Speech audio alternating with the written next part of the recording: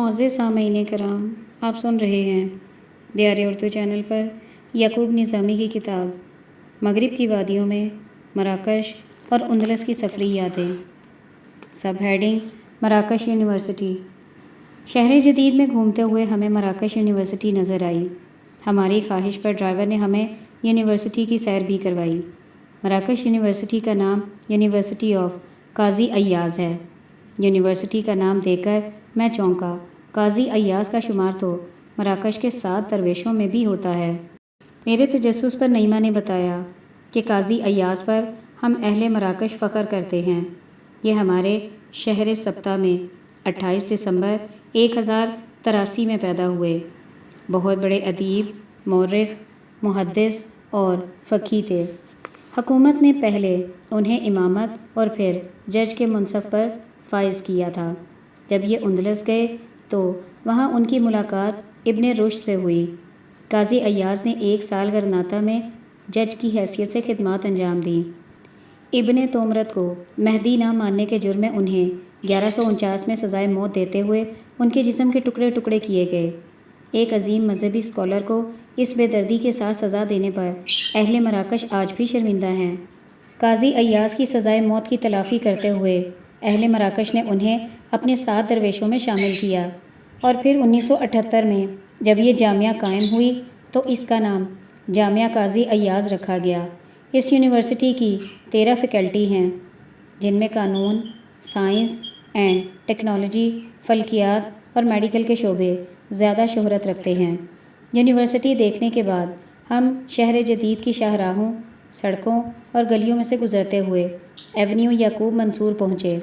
گلی کے آخری نکڑ پر ٹیکسی جا کھڑی ہوئی۔ ڈرائیور احمد نے اشارہ کرتے ہوئے کہا کہ وہ سامنے والا گیٹ مارجوریلا گارڈن کا ہے۔ ہم ٹیکسی سے اترے تو ڈرائیور نے کرایہ لینے سے انکار کر دیا کہ آپ مسلمان اور میرے مہمان ہیں، لیکن ہمارے اصرار پر اس نے مقررہ کرایہ سے بھی کم پیسے لیے۔ اس سے معلوم ہوتا ہے کہ مراکش میں سب ٹھگ نہیں، اکثریت اچھے انسانوں کی ہے۔ ٹیکسی سے اترے تو نعیمہ نے ہمیں ایک جگہ کھڑا ہونے کا کہا اور پھر ٹکٹ آفس سے ٹکٹ خریدے اور ہمیں باغ کے اندر لے گئی۔ اندر جا کر شمیم نعیمہ کو ٹکٹ کے پیسے دینے لگی تو اس نے بتایا کہ آپ فکر نہ کریں، میرے پیسے زیادہ خرچ نہیں ہوئے۔ مارجوریلا گارڈن میں داخلہ ٹکٹ 80 دینار کا، جبکہ یہی ٹکٹ مقامی باشندوں کے لیے 10 دینار کا تھا۔ میں مراکشی ہوں اور عربی بولتی ہوں، ایسے میں ٹکٹ کلرک نے آپ کے ٹکٹ کے پیسے بھی مراکشی باشندوں والے یعنی 10 دینار لیے ہیں۔ اب آپ آرام سے باغ کی سیر کریں۔ Subheading Majorelle garden. Majorelle garden ایک نجی باغ ہے جو جیکی مارجوریلا نامی ایک فرانسیسی فرنیچر ڈیزائنر کی اختراع ہے۔ اس کا باپ اور خاندان کے افراد فرنیچر ڈیزائن سے وابستہ تھے۔ جیکی نے بھی خاندانی پیشے سے دلچسپی لی اور پھر آرٹ کی دنیا میں شامل ہو کر پینٹر بن گیا۔ یہ 1899 میں فرانس میں پیدا ہوا، لیکن 1910 میں مصر چلا گیا، جہاں 4 سال رہا اور اسلامی آرٹ میں مہارت حاصل کی۔ جنگ عظیم اول کے دوران اسے دل کا دورہ پڑا تو فوج سے استثناء مل گیا، ورنہ اس زمانے میں فوجی خدمات لازمی تھیں۔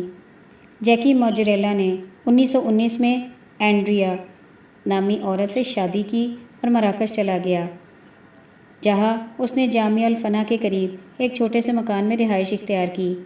قیام مراکش کے دوران جیکی نے اپنے فن کا مظاہرہ کرتے ہوئے مراکشی شہر کی دیوار پر دیہی زندگی کے مناظر کی عکس بندی کی تو اس کی شہرت شہر میں پھیلی۔ پھر امیر لوگوں نے اپنے مکان ڈیزائن کرنے پر مامور کیا تو اس نے ڈھیر ساری دولت کمائی۔ اس کا خاندان انتہائی دولت مند تھا۔ وہ جو کہتے ہیں پیٹ بھرے کی باتیں۔ امیر لوگوں کے بھی اپنے شوق ہوتے ہیں، جو اپنے شوق کی تسکین کے لیے کچھ بھی کر سکتے ہیں۔ جیکی ڈیزائنز اور اختراع پیدا کرنے والا انسان تھا، چنانچہ اسے ایک منفرد باغ ڈیزائن کرنے کی سوجی۔ جیکی نے اپنے شوق اور خیالات کو عملی جامہ پہنانے کی خاطر 1924 میں مراکش کے مضافات میں کھجوروں کے باغات کے ساتھ 4 ایکڑ زمین خریدی اور وہاں اپنے لیے ایک منفرد انداز کا مکان تعمیر کیا۔ یہ مکان اندلسی طرز پر ڈیزائن کیا گیا تھا، جس کے ساتھ ایک ٹاور بھی تھا۔ اس سے یہ بات معلوم ہوتی ہے کہ غیر اسلامی دنیا ہسپانوی تہذیب سے کس قدر متاثر تھی۔ اس نے اپنے مکان کا نام بو سیف سیف رکھا، جس کے سامنے پانی کا تالاب اور اندلسی طرز کے فوارے بھی تھے۔ یہ اپنے زمانے کا بہت ہی منفرد مکان تھا۔ پھر آہستہ آہستہ اس نے پڑوس میں اور بھی زمین خریدی، جو آخر 12 ایکڑ پر پھیل گئی، جہاں اس نے مکان کے ساتھ ساتھ باغات لگانے کا آغاز کیا۔ اس نے دنیا کے 5 بر اعظم سے پھول اور پودے منگوا کر اپنے باغ میں لگائے، اور ہر پودے کو جس ملک اور ماحول میں وہ پرورش پاتا ہے اسی ماحول میں رکھا۔ مثال کے طور پر گرم ممالک کے پھول بوٹوں کے لیے گرمی، سرد ممالک کے پھول بوٹوں کے لیے سردی، اور پانی میں پرورش پانے والے پھولوں کے لیے پانی کے تالاب۔ یوں واٹر للی سے لے کر بانس تک کے درخت اور پودے لگا کر اسے ایک منفرد مقام دیتے ہوئے باٹنی گارڈن کی حیثیت دلوائی۔ جیکی کو نیلے رنگ سے محبت تھی، چنانچہ اس نے باغ کی دیواریں اور رہائش گاہ سب کو نیلے رنگ میں رنگا، جس کی وجہ سے پہلے اس کا نام بلو گارڈن اور پھر اپنے خاندانی نام ماجریلا کی مناسبت سے ماجریلا گارڈن رکھا۔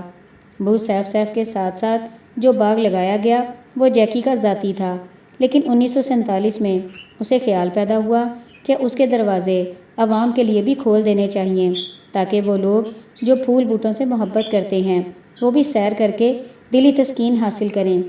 اس کے لیے داخلہ ٹکٹ لگایا گیا۔ پھر اس کی زندگی میں چند ایسے حادثات پیش آئے جس نے اس کی زندگی بدل کر رکھ دی۔ 1955 میں کار کے ایک حادثے میں یہ شدید زخمی ہوا، جس کے نتیجے میں اس کی ایک ٹانگ کاٹ دی گئی۔ پھر بیوی سے علیحدگی ہوئی، کچھ عرصہ اکیلا رہا، دوسری شادی کی، لیکن وہ بھی زیادہ عرصہ نہ چل سکی۔ یوں جیکی کا زوال شروع ہو گیا۔ 1961 میں یہ علاج کے لیے فرانس گیا اور وہاں ہی 1962 میں فوت ہو گیا۔ جیکی کی وفات کے بعد یہ باغ اجڑ گیا۔ جب کوئی دیکھ بھال نہیں کرے گا تو پھر انجام ہمیشہ ایسا ہی ہوتا ہے۔ 1980 میں فرانس کے ایک نامور ڈیزائنر ایفسال لارے کی توجہ سے اس طرف مبذول ہوئی۔ اس نے یہ باغ خرید لیا۔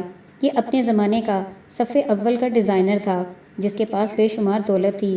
اولاد اس کی تھی نہیں، چونکہ یہ ہم جنس پرست تھا، چنانچہ اس نے کثیر دولت خرچ کر کے یہ باغ خریدا اور اسے اصل حالت میں بحال کیا۔ ایفسال لارے کو اس باغ سے اس قدر محبت تھی کہ جب 2008 میں یہ دماغ کے کینسر میں مبتلا ہوا تو اس نے اپنی آخری 2 خواہشات پوری کرتے ہوئے پہلے اپنے بوائے فرینڈ پیری برجی کے ساتھ شادی کی، اور شادی کے 2 ہفتے بعد یہ مر گیا۔ دوسری خواہش کے مطابق اس کی میت کو جلایا گیا اور خاک کو ماجریلا گارڈن میں بکھیر دیا گیا۔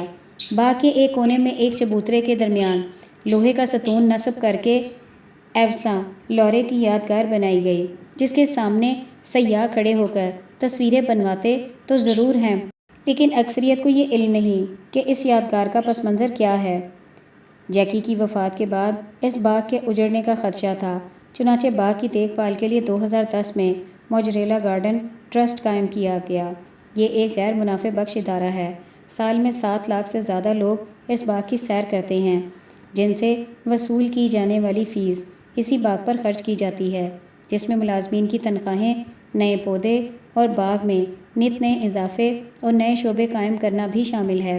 دسمبر 2011 میں بربر زبان کے متعلقہ ایک میوزیم بھی یہاں قائم کیا گیا۔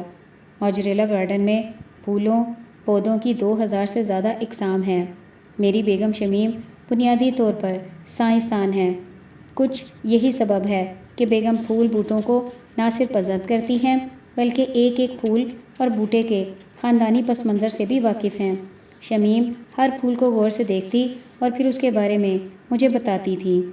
باغ میں داخل ہوتے ہی دائیں طرف افریقی ممالک کے پودے اور پھول ہیں۔ یہ اس قدر جاذب اور خوبصورت تھے کہ سیاح یہاں سے ایک قدم بھی آگے نہیں بڑھ رہے تھے۔ میرا خیال تھا کہ صحرا میں پھول تو کجا کوئی بھی زندہ چیز پیدا نہیں ہوتی، لیکن صحرائی حصے میں اس قدر جاذب النظر اور خوبصورت پھول تھے کہ میں انہیں دیکھ کر دنگ رہ گیا۔ کچھ پودے خاردار بھی تھے، لیکن ان خارداروں میں بھی فطرتی حسن بہت ہی نمایاں تھا۔ کچھ پودوں کے ساتھ رنگ برنگے پھول دیکھے، لیکن سرخ رنگ قدرے زیادہ تھا۔